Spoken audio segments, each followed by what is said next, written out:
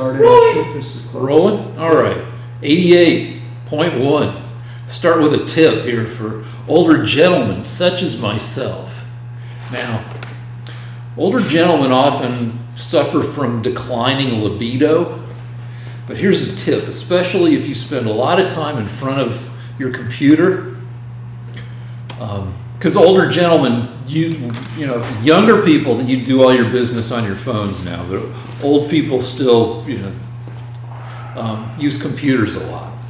So what you do is, if you want to keep your libido going, you click on a bunch of bikini and lingerie and just like saucy ladies wear advertisements until the internet thinks you might buy a bikini or some lingerie or a romper. And then you'll start getting pop-up ads for saucy ladies wear worn by attractive women. And you'll just get all these, those will become your primary pop-ups as you go about your daily business. And so having little attractive women popping up on your computer all day will help maintain your libido. They'll remind you, oh yeah, I'm supposed to be horny. Oh yeah, look, ooh, ladies are awesome looking. So anyway, that's my tip. If you're an old guy and you're not as bonerific as you used to be. Now, serious. Can Lance give us an update on the sketch, on what we're doing here? Okay, so I'm just trying to copy the tones accurately. I'd like to finish the hand and the arm today and get things a little bit more rich in the shading. You turn your torso a little more toward me. Okay, that's great. I haven't been able to finish as much of the drawing as I wanted to because I was too busy yelling and arguing, and that does slow me down. I'm not a god, you know. I do get slowed down by having to defend my positions, so it's a little disappointing. But anyway, we're gonna make progress. So go ahead. Before one more thing, what is this sketch for per se? Well, I don't have any reason for this sketch. I wish that there was a meaning behind it, but it turns out it's really just drawing for its own sake, and I think I may use it to advertise my drawing classes. So there's a reason, but that's not a very compelling reason for the audience. Okay. All right, on to the discussion. So, interesting thing happened. We were arguing about Black Panther last week. Okay. Black Panther is coming back to the theaters for a week, to close to 500, like 450 AMC movie theaters, and it's going to be free. They're letting people into Black Panther free all week.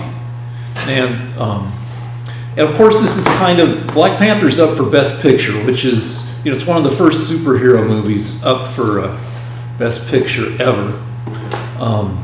And it's a blatant kind of pre-Oscar kind of publicity grab kind of thing, but also it's a great gesture because it's we were arguing, you were saying, that they should have, Black Panther presents a world with a certain amount of savagery, and that the leaders of Wakanda are picked via knife fight in a pond, and you thought that was like kind of demeaning. But I would argue that I don't think anybody who, I'm not a black person. You're not? No, my feet are purple, but because of some vein issues, but Can you see them? yeah, maybe after break if you want. But so I can't. But I feel as if that I don't think anybody feels. I don't think black people feel demeaned by Black Panther. I feel that people feel excited, and maybe some people feel uplifted by Black Panther. And I think it's a nice thing, even though it's a blatant publicity gesture, to let people get uplifted for free at the movies.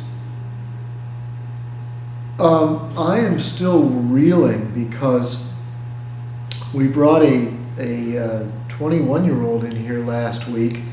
My And- nephew Justin. Yeah, and when I said that I thought Black Panther was degrading to black people, because briefly, in Britain and in America, they elect leaders with voting, but in Wakanda, they don't have an elected leader, they have a king, and that he's decided by a knife fight in a waterfall. So I thought that spoke badly of our African brethren. And for the first time in my life, your 21-year-old cousin accused me of being of virtue signaling. Okay, so anyway, I've never been accused of being politically correct or virtue signaling. So it really cut me. I have to say, it really hurt me. But all right, so go ahead with what you were saying. Well, Rick. just that, I mean, there's lots of stuff that happened in those movies. Lower your that, head. like in America, we don't fly around except in airplanes. Well, we don't just put on like, you know, blue tights with red underpants over them and fly around willy-nilly. And, you know, we don't block bullets with our golden bracelets or make people tell the truth by lassoing them with a golden lariat. You know, there's lots of stuff that happen in these movies that doesn't happen in real life. It's just supposed. I mean, it's not exactly fun because the movies, superhero movies, as they get more bloated, and you know the budgets climb above 200 million, and the run times climb towards 3 hours. They get kind of ponderous sometimes, especially like the recent Superman movies. But they're supposed to be, you know, they started off as kids' products, and they're supposed to be fun, and they're supposed to be exciting. And there's nothing too exciting about parliamentary procedure. No, I mean, as I say, it's Wakanda is supposed to be the most advanced country in the world, and that's sort of like that is a way of making, I guess, black people feel good about themselves, that there's this country in Africa that's actually more advanced than anywhere else. But then they spoil it by saying, well, but in some ways it's Bronze Age level. Well, So it's sort of, it's logically inconsistent. They're supposed to say, if Wakanda really is the most advanced country in the world, why don't they have a beautiful electoral system? Why don't they have a very advanced, sophisticated method? Why is it that it's still survival of the fittest, like something from the jungle? Well, because it's less fun that way. I mean, not having a knife fight would be less fun and less. Yeah, you know, that their electoral system could use some tweaking, because I think the outcome of that fight, they ended up installing an a-hole as their leader, right? Well, exactly. Thank you. But- yeah, that's one of the problems with deciding your leader But in a knife fight. but it's still a movie, and I don't think anybody walks out of Black Panther thinking, well, you know, for our neighborhood council, we should have knife fights to determine who gets to be on the council. Well, precisely, and that's my point. Why should anybody walk out of Black Panther thinking, wow, black people are really cool because I saw this movie where a black guy was extremely dangerous and strong? It's really stupid, the whole thing. It doesn't empower anyone. Yeah, but Wait a minute, why isn't there a Korean superhero? Where like all these Koreans are they have the highest IQs in the world and they're really successful in America. Why don't they have a Korean superhero that's really swift and strong? They have Korean Why superheroes. do you think that Why do you think people need that Do to have pride in their race? They have Korean What superheroes. do you- They just don't get. How do you they- feel about this, Lance? The white American decided use muskets and knives on their muskets to decide if we were going to have a country or not. That's just as brutal as a knife fight, isn't it? And thousands and thousands and thousands of people were killed as a result. Whereas in Black Panther, it's only one person that gets killed. Which is the most brutal and inhumane, would you say, Lance? Well, I mean, And those are white folks. if your nation is fighting for self-defense, then it's not a struggle based on who is the most strong. It's a struggle for survival of your community. That's a different thing. In the future, in the 23rd century, Captain Kirk fights one-on-one with that lizard dude to determine, I don't know, the fate of humanity. The or Gorn. some shit. The Gorn. Okay. So like, and that's the future where everything is supposed to be, all logical and nice, but still. Listen, I gotta jump in here, guys. Do you think the audience, our billions of listeners, really give a crap what we think about Black Panther? I mean, All right, so we'll move on. Can you not talk with your hands? Yeah. Rick, speaking of superheroes, do you consider Tom Brady a superhero since he just won the Super Bowl? All right, so it's 3 hours, 4 hours post the lowest scoring Super Bowl in history. With 7 minutes to go in the game, the score was tied at one field goal apiece. And there was one, this is the first time that no touchdowns have been scored in the first 3.5 quarters of a game. So it was not a great Super Bowl. Nevertheless, Tom Brady and the Patriots won their 6th Super Bowl, which ties them with, I think, the Steelers for most all-time Super Bowl wins. No, Green Bay. Wouldn't it be Green Bay? I think it's the Steelers. Oh, okay. But so before we rolled the cameras, we were discussing about whether Tom Brady is the greatest quarterback of all time, and I was arguing that when you have guys who are up for consideration, not just guys, but like for greatest athlete of all time, that there are too many dimensions to really name a single greatest. In most cases, because Tom Brady is just the spearhead of a really good professional sports organization. You got a great coach in Belichick, and I guess you've got an owner in Robert Kraft who's been willing to provide them the resources to form a really good organization. So is it all Brady? No, it's these other guys too. And so it's hard to argue. You've got like Peyton Manning, who won Super Bowls with 2 different teams, and you've got Brett Favre. You've got all these. There are too many factors. I mean, if Brady sticks around for another 3 years and goes to another 1 or 2 Super Bowls and wins another, that would strengthen the argument. But also, like looking at the greatest NBA players of all time, between Kobe and LeBron and Michael Jordan.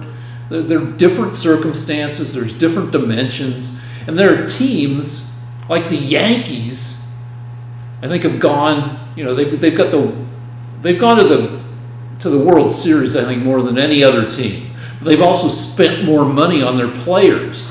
They come, from America's largest city. They've spent more on their team than any other MLB team in history. But it's undeniable that Tom Brady's the greatest football player of all time. Is that right? I think it's arguable because, you look at the Nuggets, the Denver Nuggets, the NBA team. Some teams, I think, like the Nuggets, it's expensive to run a pro sports team. But you also end up with something that's worth $100 million if you want to go to sell it. But you have to spend tens of millions of bucks a year to maintain your team, and some owners are notorious for not spending enough to be true contenders. One of the Florida baseball teams is it Tampa Bay or something, like just barely spends enough to field a team. And the owner's just happy to have a team, and his financial model is, we're not going to spend however much the Yankees spend to have a contender every year. We're just going to spend enough to field the team. And what if you're playing on that team? Your greatness may not come through. And you look at, if you're looking at greatest athletes of all time, there's an argument to be made that Gretzky's the greatest hockey player, but Gretzky is like 5'11", 170. He's just a guy who, he was a scoring machine and an assist machine, and he knew where the puck was going to be, maybe better than anybody else in the history of hockey. Can you argue he's the greatest athlete of all time? And then you have to go look back at like people like Jim Thorpe and Babe Didrikson and frickin' Serena Williams, and there's just too many different dimensions to conclusively say that Just to get Lance into this real quick. I'm not knowledgeable about No, what I was going to say, Lance, considering Trump has gone against the media, the dossier, everything, and wait. hold on, but they've thrown everything at him. Would you say, Lance, that Trump is one of the greatest presidents of all time? We're talking about greatest. If he builds the wall, yes. Right, one more thing, and then we'll argue about it. It looks like he's going to. One more thing before, you can't even name a greatest scientist of all time. Between Einstein came up with a bunch of great theories, but Newton was the first person to come up with an all-encompassing theory of universal gravitation, and then Darwin came up with a universal theory of the path of the evolution of life.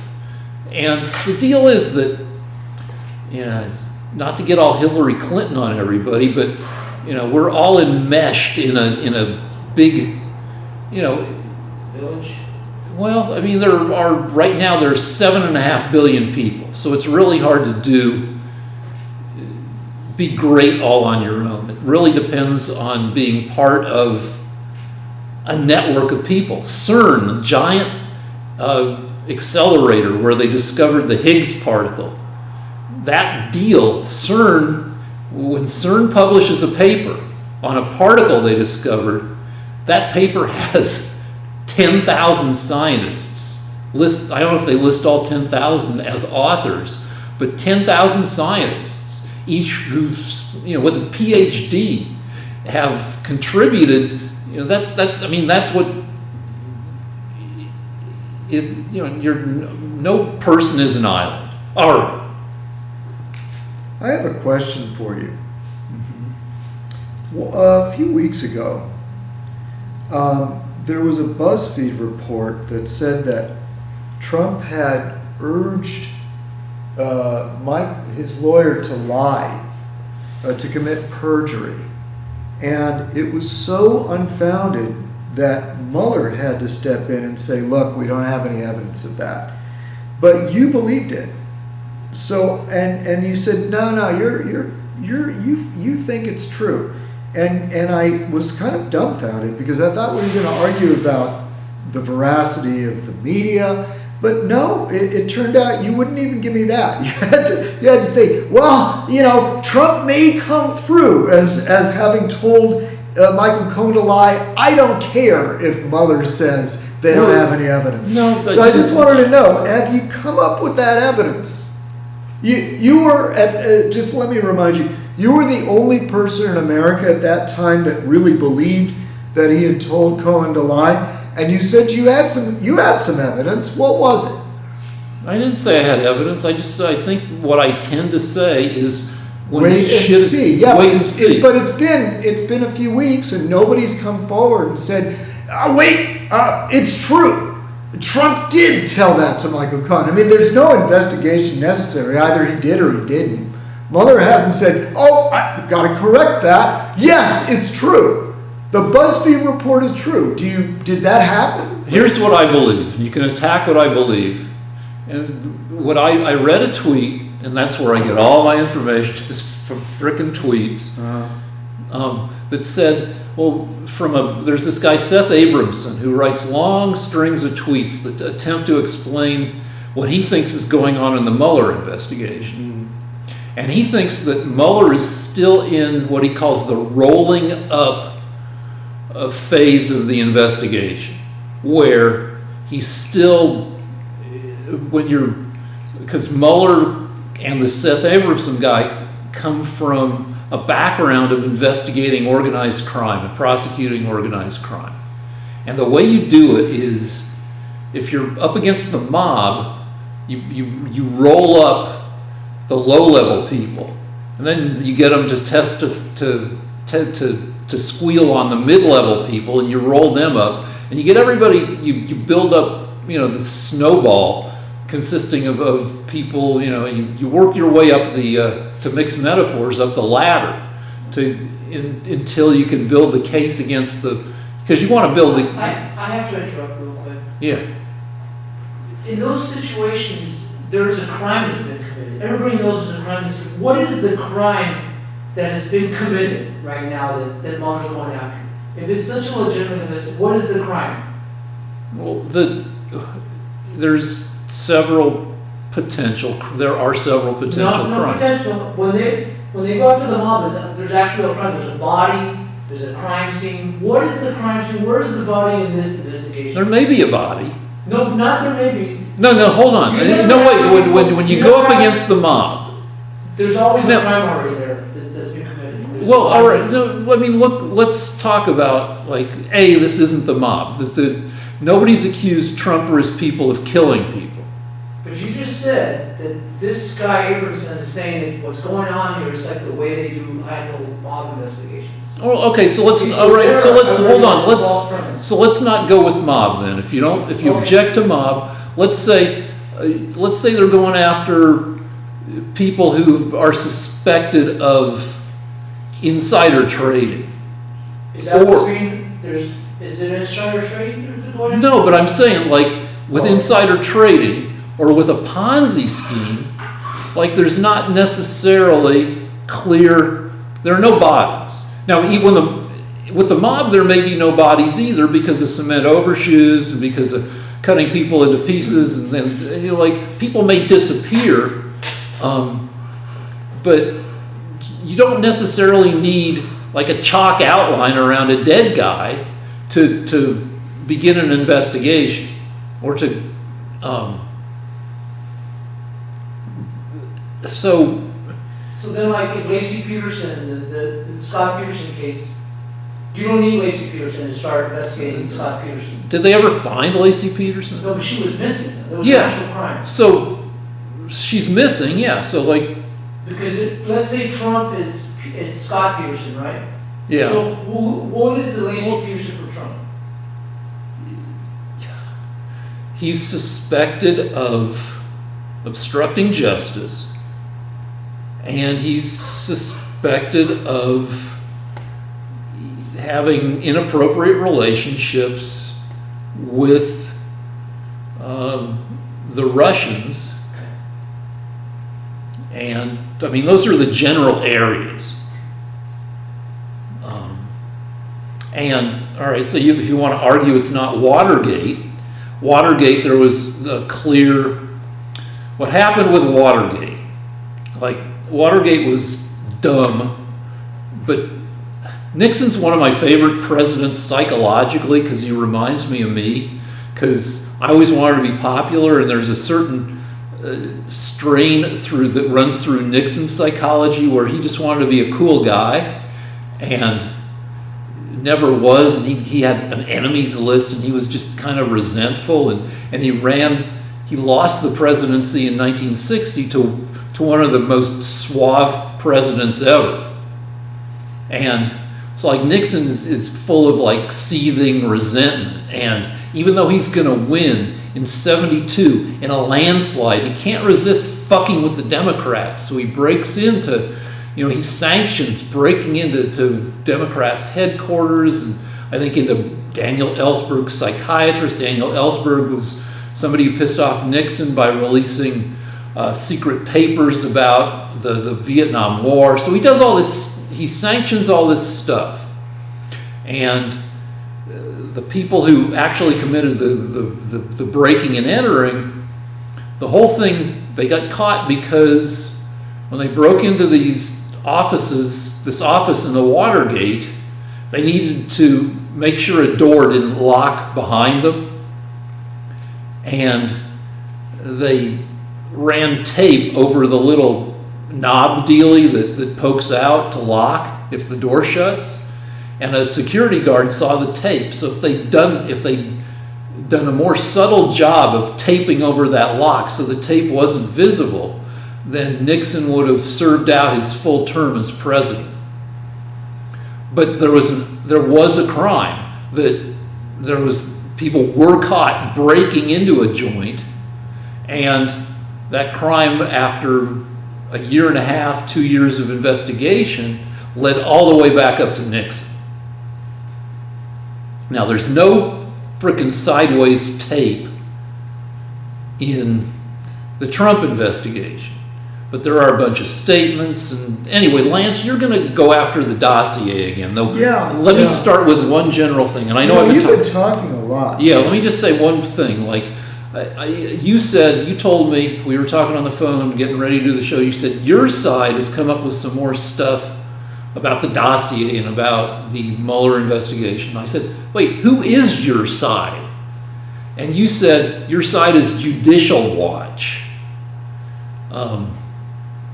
Which is, anyway, so we'll come back to that. But tell me about the dossier again, even though the dossier is this horse that keeps getting beaten, even though it's deceased.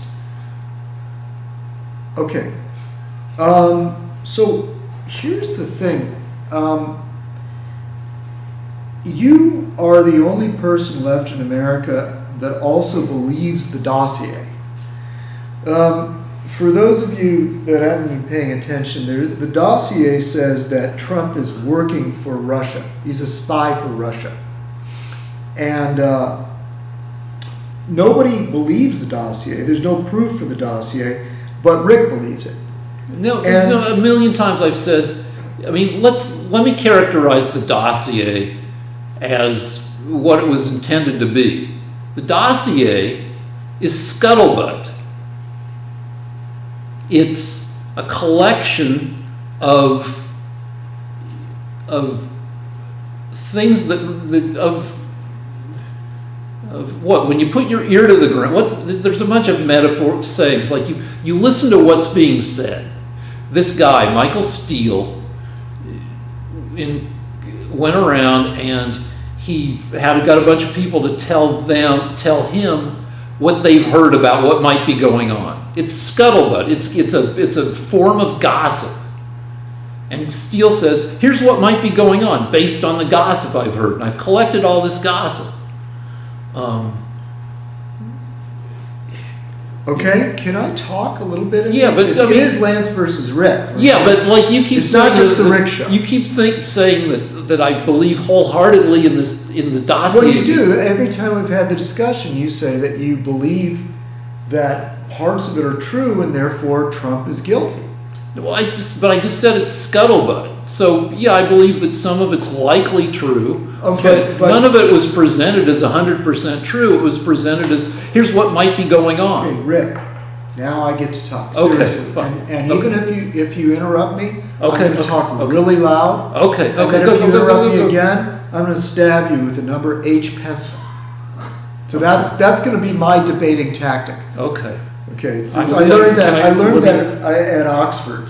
Let me tell you, I deserve to be stabbed. You're interrupting me right now. I am, but I'm saying that's one. Okay. When I was an obnoxious child, Just shut your fucking mouth. No, it would serve me right. Shut up. Just shut up.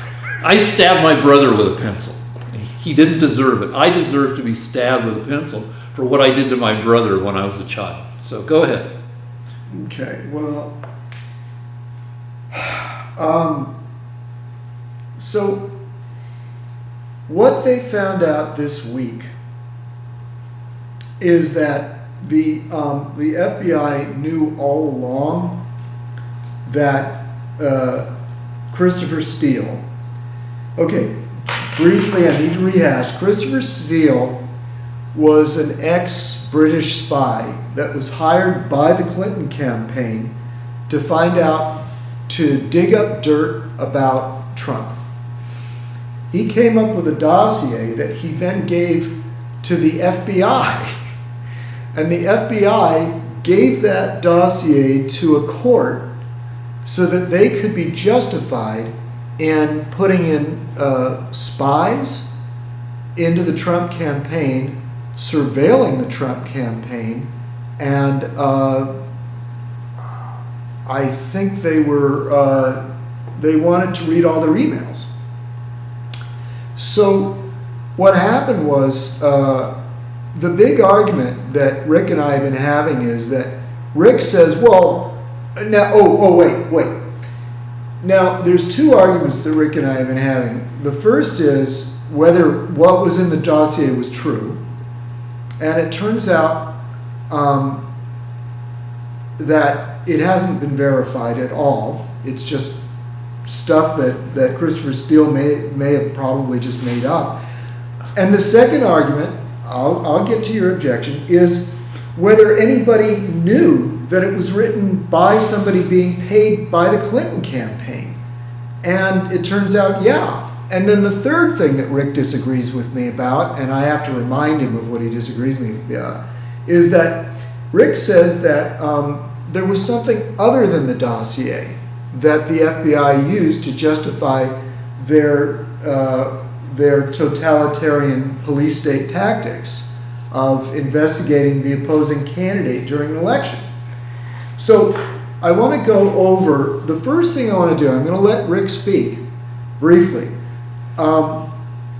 It's been 2.5 years since the dossier, 2 years, I suppose, since the dossier was written and as being the basis of the investigation, according to the FBI. And Rick is the only one in America that still believes that it is for the most part true. There are things in it that are true. And I was just going to ask you, if what was in the dossier is true, why isn't Trump behind bars? I mean, they've got the evidence right there. Well, I started making that argument, which is that people who know how these things work is that people like to say that the Mueller investigation is about over. Other people say no, that he's still in the getting all the information and Wait. I just want to make one thing clear before you go on a long thing, because you just said that. Yeah. What I want to know is if the dossier is true, then why don't they just indict Trump? Just take him away in handcuffs. Well, I would argue this, that he's the frickin' president. Yeah, but I mean, they could at least move to impeach him and say, look, the man is a Russian spy. We have proof. Well, it's in this dossier, which is true. And since the dossier is true, and you know this to be true, you know that the dossier is true. But I keep saying that, and Mueller knows it's true. So why isn't he just being carried off as a spy or impeached? Why don't they just say, all right, here are the spies? Well, a couple things are going on.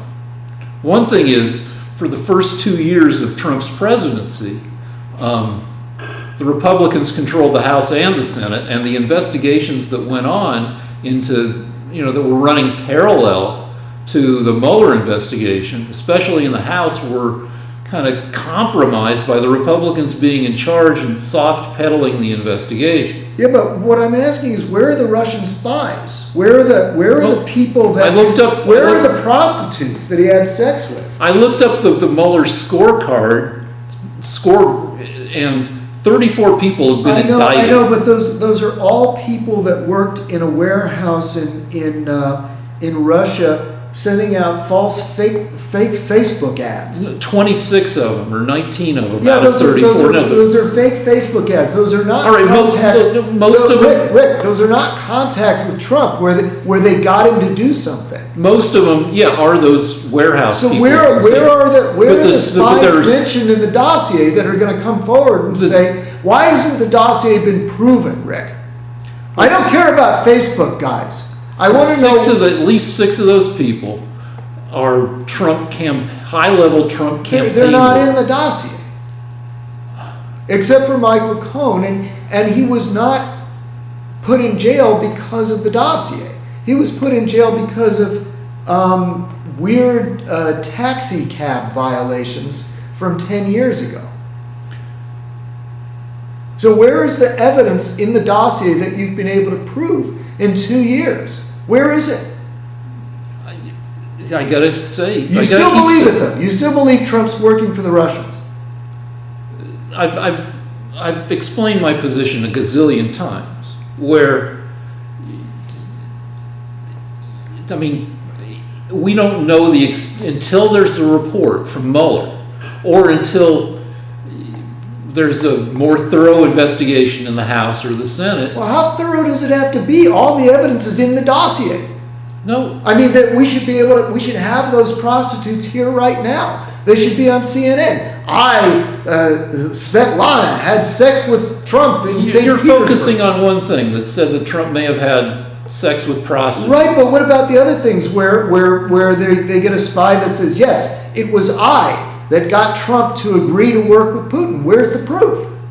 I mean, you can't just make this accusation and then 2 years later there's no proof, but say, yes, there is proof. Where's the proof? So one thing the investigation's doing, or it's a range of things, but is to see whether Trump is a dupe of the Russians, willingly or unconsciously, or whether is to see to what extent Trump is entangled with the Russians. Okay, I'm going to go on now. Okay.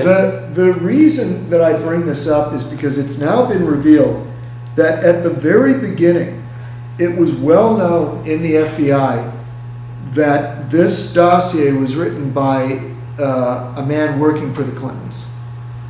But Christopher Steele was working for the Clintons.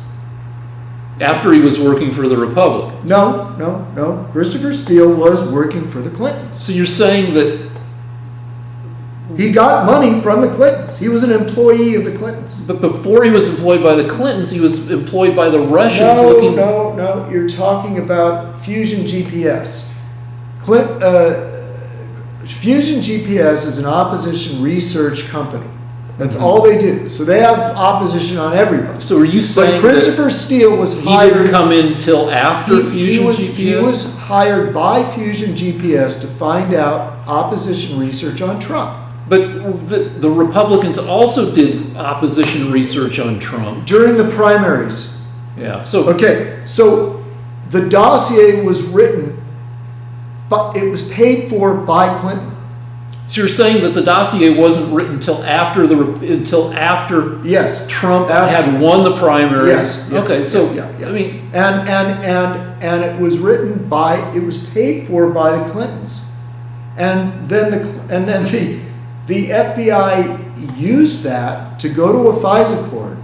They did not tell the court that it was written by somebody working for the Clinton campaign. Kind of. No, they didn't tell them. They said it was written it was paid for by a major political party or figure or something. I mean, there's language but it was very vague. And the point is that should have been the first thing that they'd said when they got the dossier was, wait a minute, if this is written by... Right, well, we've already gone over this. What came out this week? Well, what came out this week is that everyone knew at the FBI that it was written by someone working for the Clinton campaign, and therefore there was no justification for there to be an investigation of Trump, because they all knew that the dossier had not been verified.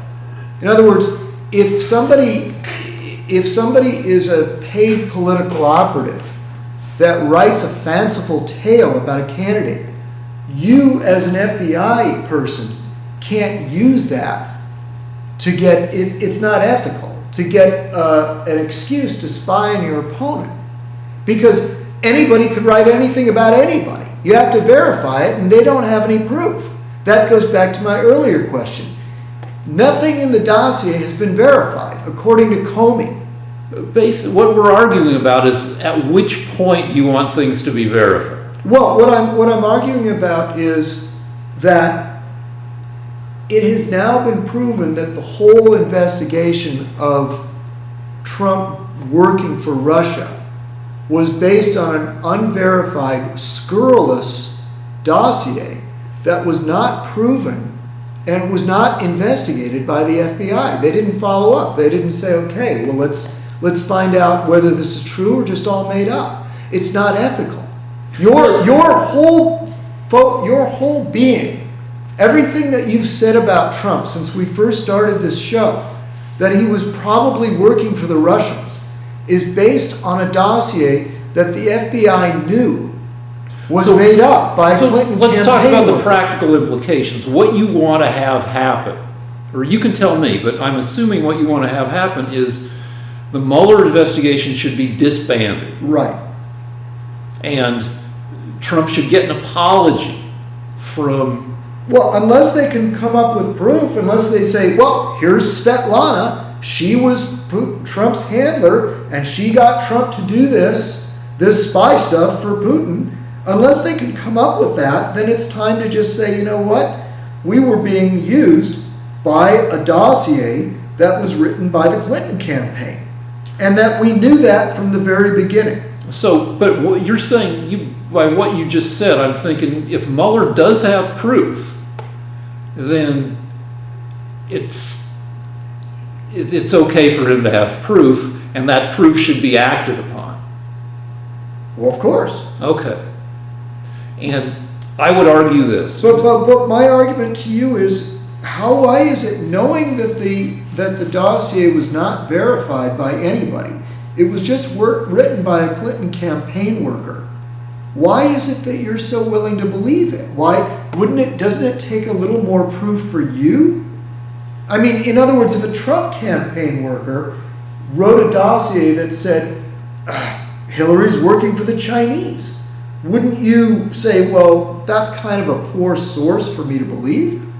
Wouldn't you need a little more evidence before you put spies in his campaign and surveilled his emails and his apartment and bugged everybody and actually put informants into his campaign? In other words, it's Gestapo tactics to do that to your opponent. And because they happen to run the FBI, they got to use them to surveil their opponent based on a dossier that they themselves wrote. All right. So, I mean, I'm going to believe what I believe as a good liberal who gets his information from Twitter. And also I believe in a thing called Bayesian probability, which deals with a lot of stuff, but it mostly deals with what to think when you don't have perfect certainty about stuff. Well, you have perfect certainty that Christopher Steele was getting paid by the Clinton campaign. Sure. But when I worked on my first game show, I became an expert on Elvis. And so I know a lot of stuff that was said about Elvis, scuttlebutt. That Elvis, let's say Elvis is still alive and he's up for being on the Supreme Court. And I know that it is said that Elvis only liked his girlfriends to wear white underwear because he only liked going out with nice girls, and he thought anything other than white panties were slutty. Was slutty.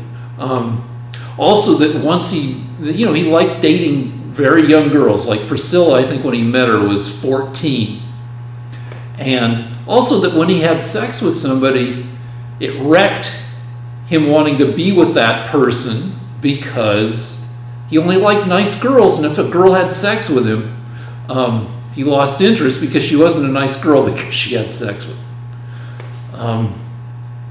So, and a bunch of other stuff like that. That Elvis's nickname for his penis was I think Elvis. you made your point. All right, so there's a lot of stuff that I think I know about Elvis. Do I know it for sure? Does it matter? Not Not really, because Elvis is dead. Elvis is not up for the Supreme Court. Okay, get to your point. My point is that there's in my Bayesian structure of beliefs about Trump, I believe that there's enough smoke that there's some degree of fire. And I keep saying, I don't know what the degree is, but Trump being Trump, there's a fair chance that he's involved either through stupidity or chicanery or whatever, in a way that's inappropriate with, foreign powers. So you still think that Trump's a spy for Russia? I didn't say that. I think there's a chance. If I hear from enough people, enough sources that Elvis only likes girls who wear white panties, then I'm going to think, there's a chance that this story is true. I mean, do you have any source besides the dossier that claims he's a spy for Russia? I think so. What are they? Well, not a spy for Russia, but no, I mean, there's plenty of stuff that counts as smoke in a. Like what? Like his weird stances on Russia. I know you're going to say Trump has been. Trump likes to say he's been tougher on Russia than any other president ever. We just pulled out of the missile treaty with them. Yeah. Do you think that shows that he's a spy for Russia? Well, I mean, it depends on what analysis you listen to. I just listened to an analysis that by pulling out of a missile treaty, it means that the Russians are going to be subject to zero supervision for at least a while of their missile development. Well, the reason we're pulling out is because they developed a missile system they were not allowed to do. They developed it under the Obama administration. And now Trump says, well, if you're not going to abide by this treaty, then we're going to have a new arms race, and we're not going to participate in this. Yeah. Does that sound like a spy for Russia? Well, there's no, A guy that would start to develop, that would say that we now need to develop the most advanced possible weapons so that we can attack Russia. Would that be something a spy for Russia would do? Possibly, because, not a spy, but a guy who's... And what he's saying is, we're going to develop our missiles. Yeah, and you guys are going to develop your missiles, and we're going to. That's what Putin wants. Wouldn't Putin want to continue to have this advantage for us to stay in this agreement that allowed them to cheat and get ahead of us in hypersonic weapons? Well, the agreement is not what allows the cheating. Not the insufficient. Right, but if you had just developed hypersonic weapons and your boy was in the White House, wouldn't you expect your spy to just go along with it and say, well, okay, they can have those and just forget about it? Why is he, if he's really a dupe of Russia, why is he now moving ahead with developing our hypersonic weapons? Why isn't he just saying, oh, well, that's okay, Putin is our friend? Or nothing, just not say anything about it, just drag his feet. Why is he developing the most advanced possible weapons that he could, so that America can blow up Russia, if he's actually a dupe of Russia's? Is he going to try to negotiate a further treaty, a new treaty? No, he says there's really no point because we're behind them now in these dangerous weapons, and we have to get those weapons for our own selves. Yeah, that doesn't sound like something. If you're a spy for Russia, would you really want America to have weapons that are more advanced and catch up with the Russians so that we could shoot them? The analysis that I listened to on the radio, which it had to be NPR, I guess, was like, well, this abandoning the treaty allows Russia to go ahead and do what it wants with even less supervision. Well, it looks like it went ahead and did what it wanted anyway, Rick, or they wouldn't have those weapons. Well, do they really have them? Well, as far as we know, we need to be ahead of them with those weapons. They're definitely working on them. and they've announced that they had them. Yeah, but they have a could be- history of announcing Yeah, stuff yeah, that they I know. don't quite Sometimes have. they exaggerate, but the point is, if you were really a dupe of Russia, would you be developing would you pull out of a treaty so that you could start an arms race to develop the most advanced possible weapons that we could shoot at Russia, your handlers? I don't think you can look at any single action. I think you have to look at the Well, whole wouldn't that set be of the it. most important action, Rick? No. What's more important? If your opponent is developing weapons that he can blow up your country with, isn't that the most telling example? No, there's a bunch of stuff. And Like what?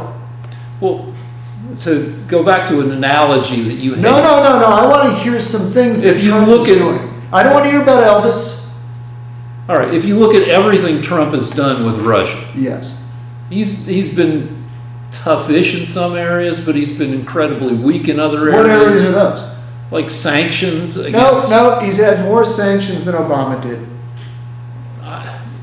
I don't. In the 2 years he's been in office, his sanctions have been tougher than Obama's 8 years in office. He just let sanctions be relaxed against what, 3 Russian oligarchs.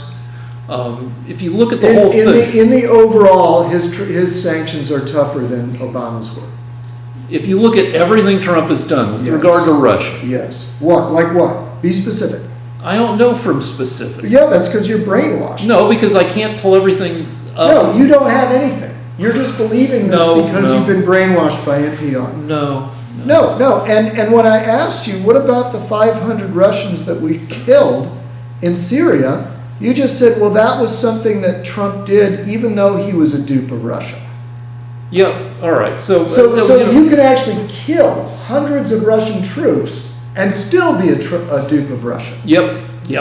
Why is that? I mean, wouldn't if Trump was actually a dupe of Russia, wouldn't he say, wait a minute, we can't kill hundreds Weren't we of them? attacked by those hundreds of Russian Yeah, troops? yeah, but and then then we defended ourselves and killed them. No, but you could just say, put down your arms, run away. You could say that. You're the commander in chief. Why? You leave them alone. Don't hurt them. They're my buddies. You got to look at everything. Well, what about? And wait a minute. What about arming the Ukraine? If the Ukraine is the thing that Russia wants more than anything else in the world, and Trump gives them extremely advanced, sophisticated weapons that they can defeat the Russian army All right, with, all right. does that show that he's a dupe of Russia? Isn't that the opposite of what Putin would want him to do? I think you have to look at everything as a whole. You got to look at everything. I just named 4 things. All right. Hypersonic weapons, aid to the Ukraine, murdering hundreds of Russians, Friction. and sanctions. All right. Friction with NATO, threatening to pull out of NATO, No, weakening NATO. wait. I can talk about NATO. You All want me right, to answer that? You've done a shitload of. No, I'm going to talk about NATO. I know NATO. Now some countries are contributing more to NATO than they used to, but still, NATO. Our whole economy is being dragged down by these freeloading Europeans. No, it isn't. that- What that percent have- of our economy goes to NATO? 0.5%? Rick, Half? Rick, Half of a half? 4% of our economy is going to the military. Yeah. The NATO countries are only putting up 1%. That means that their whole defense depends on us. They're not pulling their fair share. Now, trying to get those people to pay for their own armies is not helping Russia. It's the right thing for an American president to do. And it really bothers me that you are so unfair. The guy goes to the Germans and says, look, your army is the smallest in Europe. He goes to the Danes and the Norwegians that practically have no army at all. And he says to them, listen, the American taxpayer is defending your countries. You signed a treaty with us that you were going to submit 4% of your money to create armies, and you haven't done it. And Trump has the wisdom to ask these people to do something, and he's got this liberal guy in an art studio saying he's a spy for Russia? You keep saying I think he's a spy for Russia.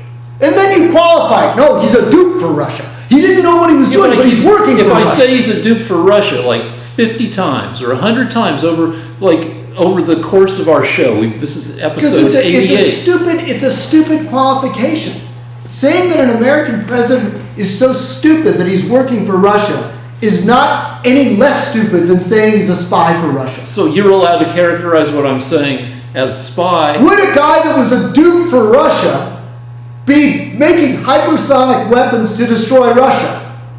Would a guy that was a dupe for Russia kill 500 Russians in a battlefield in Syria? Yes. Would a guy that was a dupe for Russia be supplying the Ukraine so that they can fight the Russian army? Yes. Yes. Okay, you know what? I'm done. Let's change the subject. All right, I got a break.